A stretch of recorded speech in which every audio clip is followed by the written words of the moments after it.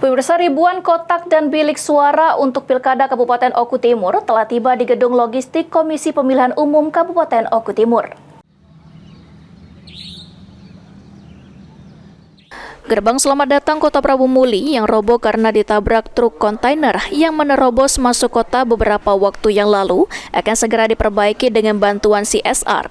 Ketua DPRD Kota Prabu Muli Sutarno mengatakan meski akan dibangun melalui bantuan CSR, pihak ketiga yang menabrak gerbang hingga roboh harus tetap bertanggung jawab dengan ganti rugi. Gerbang tol sudah saya jelaskan yang kemarin beberapa minggu yang lalu. Jadi intinya terkait hal tersebut kan pihak ketiga itu harus tanggung jawab, harus ganti rugi, karena keduanya juga mungkin untuk mempercepat pembangunan kembali, jadi melalui KSU Pertamina kemarin sudah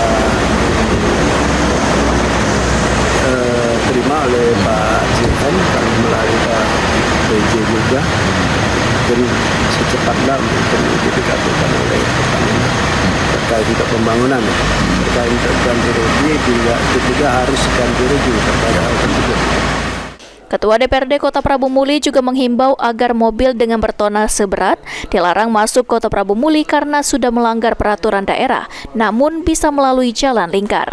Anggi Perkasa, PAL TV.